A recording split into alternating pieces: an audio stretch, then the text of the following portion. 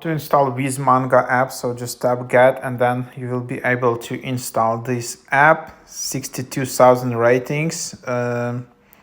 It's not a new app. It was here for a while. You can see all the beloved manga series all in one place. Some creators, some latest chapters can be free.